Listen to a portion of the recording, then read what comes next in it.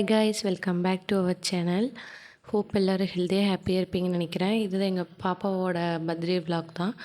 Camera வந்து நான் ஷார்ட்ஸுக்கு எடுக்கிற நினப்பிலேயே கேமரா வந்து இப்படி வச்சுட்டுனா ஃபோன் மொபைல் அப்படி வச்சு எடுத்துட்டேன். அதனால் ஒரு 2-3 வீடியோஸ் அப்படி தான் இருக்குது. கொஞ்சம் அட்ஜஸ்ட் பண்ணி பாருங்கள். இந்த வீடியோஸ் ரொம்பவுமே இன்ட்ரெஸ்ட்டாக இருக்கும்னு நினைக்கிறேன். அதனால் ஸ்கிப் பண்ணாமல் பாருங்கள். வாங்க வீடியோக்குள்ளே போகலாம். எங்கள் பாப்பாவுக்கு பர்த்டேன்னு சொல்லிட்டு குலோப்ஜாம் செஞ்சுட்டு இருந்தோம். நான், அம்மா, அக்கா எல்லோரும் குலோப்ஜாம் செஞ்சுட்டு இருந்தோம்.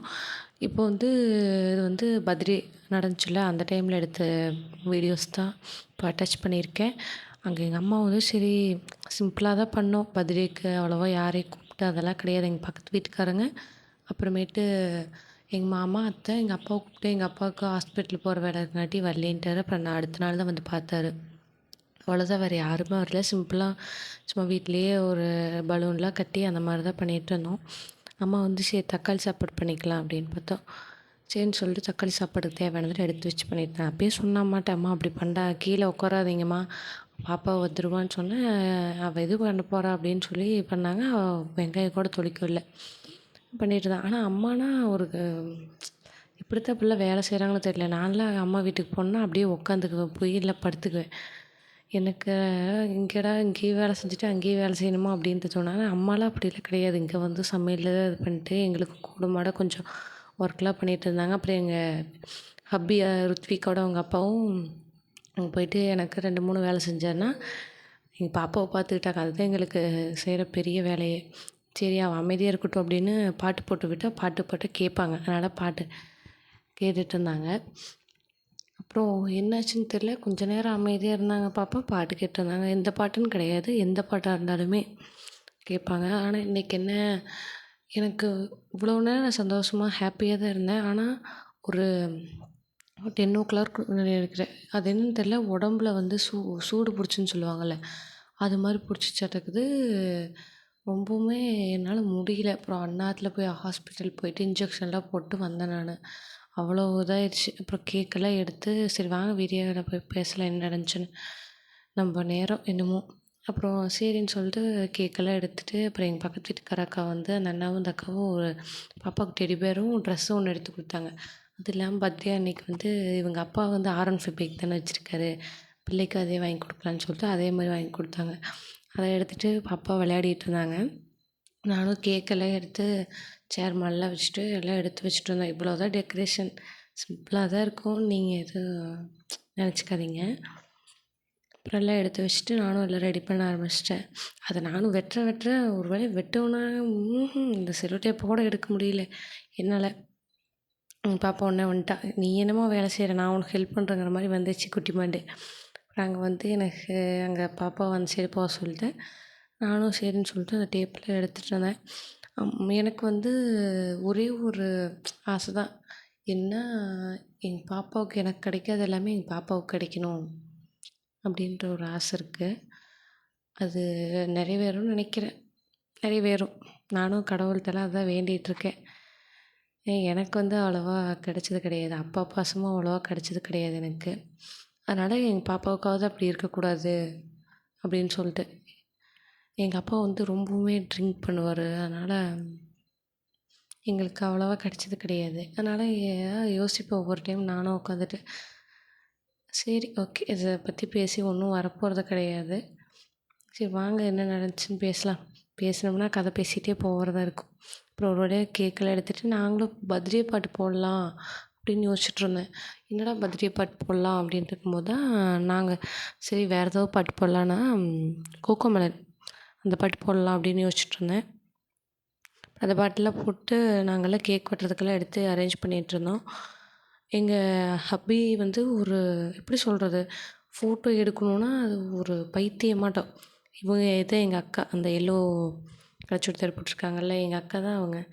அவங்களும் ஃபோட்டோ கேக் எடுத்து ஓப்பன் பண்ணி வச்சதும் போதும் ஆளுக்கு ஃபோட்டோவுக்கு மேலே ஃபோட்டோ எடுத்துகிட்டு இருந்தாங்க. எங்கள் ருத்விகாவும் அப்படியே அமைதியாக பார்த்துட்டு இருந்தேன். என்னடா எங்கள் அம்மா என்னமோ கத்திட்டு இருக்குது அப்படின்னு சொல்லி பார்த்துட்டு இருந்தாங்க.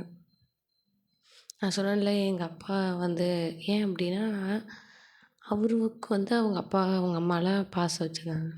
நாங்கள் 2 பொண்ணு. ஆனால் எங்கள் அப்பா வந்து இப்போ வரையுமே கூட இப்போ கூட எங்கள் பாப்பா பிறந்ததுக்கப்புறம் தான் கொஞ்சம் எங்கள்கிட்ட பேசுகிறாரு. அப்போயுமே ஏதாவது ஒரு ட்ரிங்க் பண்ணிட்டு ஏதோ பேசிகிட்ருப்பாரு. அது என்னமோ தெரியல. அவங்களெல்லாம் நம்ம என்ன போய் சொல்ல முடியும்? சொல்லுங்க பார்க்கலாம். ஓரளவு சொல்லலாம், ஓரளவு பண்ணலாம். அத விட்டுட்டு நாமளும் எத்தனை தடவ தான் சொல்லிகிட்ருக்க முடியும்? அப்புறம் நாங்களும் விட்டுட்டு ஃபோன் பண்ணி கூப்பிட்டு பார்த்தேன்.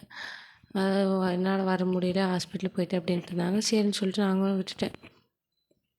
அப்புறம் பாப்பாவுக்கு அப்போ வந்து கேக் வெட்டிகிட்டு இருந்தோம். கேக் வெட்டுறதுக்கு எடுத்து கையை பிடிச்சி தான் வெட்டணும்னு சொல்லிட்டு நானும் எங்கள் ஹப்பியும் சேர்ந்து வெட்டிகிட்டு இருந்தோம். கேக் வெட்டும்போது எனக்கு அவ்வளோ ஒரு சந்தோஷம். எங்கள் பாப்பாவுக்கு அப்போல்லாம் நாங்கள் சின்ன பொண்ணாக இருக்கும்போதெல்லாம் ஒரு சாக்லேட் கேக் தான் வெட்டுவாங்க. அது ஒரே ஒரு சாக்லேட் கேக். அது வந்து 1 கேஜியில் தான். 1 கேஜியோ 1/2 கேஜி அவ்வளோதான். அவ்வளோதான் வெட்டுவாங்க. ஆனால் அப்போல்லாம் அந்த ஐஸ் கேக்லாம் கிடையாதுல்ல. அதனால் நார்மலான சாக்லேட் கேக் தான் இருக்கும். அந்த கேக்கை தான் வாங்கி வெட்டுவோம். அதை வெட்டியே எல்லா பக்கத்து வீட்டுக்காரங்களுக்கு சாக்லேட் இப்போல்லாம் அப்படிலாம் கிடையாது. நாங்கள் ஹவுஸ் ஓனர் அம்மாவுக்கு கொடுத்தோம்.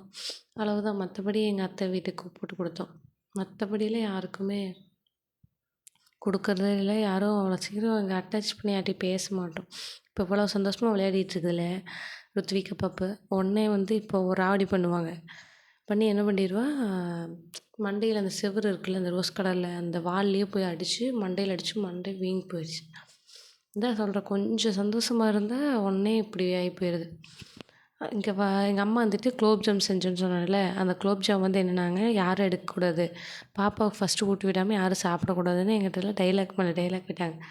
இப்போ வந்து நான் அப்போ தான் குலோப் ஜாம் இருக்குல்லம்மா எல்லாத்துக்கும் கொடுக்கணும் அப்படின்னு சொல்லிட்டு சொன்னேன். எங்கள் அம்மாவும் சரி பாப்பா எடுத்துகிட்டு வந்து கொடு அப்படின்னு சொல்லி சொன்னாங்க. நானும் குலோப் ஜாம் எடுத்துகிட்டு வந்தோடனே எங்கள் அம்மா என்னாங்க, கொஞ்சம் போட்டுட்ருந்தேன் எல்லாத்துக்கும் பரிமாறிட்டு இருக்கும்போது என்னாங்க, கொஞ்சம் புளிச்ச மாதிரி இருக்குல்ல அப்படின்னாங்க. எனக்குன்னா ஒரே சாக்கு, என்னடா புளிச்ச மாதிரி இருக்கு, நீ என்ன சொன்ன என்கிட்ட தான் கேட்டேன், நீ என்ன சொன்ன என்கிட்ட, யாரும் ருத்விகாவுக்கு கொடுக்காம சாப்பிடக்கூடாதுன்னு சொன்னீங்கல்ல, எதுக்கு எடுத்து சாப்பிட்டீங்க அப்படின்னு. இல்லைல்ல எப்படி இருக்குதுன்னு பார்த்தேன் அதனால தான் அப்படின்னு. கம்முன்னு இருமா, நான் சாப்பிட நான் என்ன அப்படி எடுத்து சாப்பிட்ருணும்னு சொல்லி அங்கே எங்கள் அம்மா கிட்ட கொஞ்சம் நேரம் சண்டை போட்டு வந்தேன். சண்டைன்னா ரொம்ப பெரிய சண்டையெல்லாம் இல்லை, அது கொஞ்சம் தான். அதை நானும் போன ஒரு குட்டி ஒரு ஷார்ட்ஸில் நினைக்கிறேன், எங்கள் வீட்டுக்காரோட பர்த்டேக்கு வந்து கேக் பண்ணியிருப்பேன். அது என்ன ஒரு அழகில் வந்துச்சுன்னு நீங்களே பார்த்துருப்பீங்க. நல்லா தான் வந்துச்சு. பட் ஆனால் என்ன, மேலே வந்து க்ரீம் சாக்லேட்லாம் மெல்ட் பண்ணி போடும்போது கரெக்டாக போடணும். நானே பண்ணலான்னு தான் நினச்சேன். சரி இப்போ இவங்களுக்கு நான் ஃபஸ்ட்டாக இருந்தால் நாங்கள் 3 பேர் தான் சாப்பிட்டோம். நானே, எங்கள் பாப்பா, எங்கள் அம்மா, அவ்வளவுதான். மற்றபடி யாருக்கும் கொடுக்கல. இதாக இருந்தால் இவங்கெல்லாம் வந்திருக்காங்க, கொஞ்சம் அசிங்கமாகி போச்சுன்னா ஒரே அவமானமாக போயிடுமே அப்படின்ட்டு தான் யாருக்குமே கொடுக்காம இருந்தால் நம்மளே செஞ்சு சாப்பிட்லாம். எப்படி இருந்தாலும் நல்லா இருந்தாலும் சரி, நல்லா இல்லைனாலும் சரி. போய் எங்கே போய் சாப்பிட முடியும் அப்படின்ட்டு தான் கொடுக்க முடியும். நாங்களும் சரி கடையிலே வாங்கிக்கலாம் அப்படின்ட்டு கடையிலே வாங்கிட்டு நான் 2, 3 கடை கேட்டு பார்த்தேன். நாங்களும் சரி கோகோமலன் தீம் போட்டு தான் கேட்டு பார்க்கலான்னா அதே 1200 அப்படி கேட்டாங்க.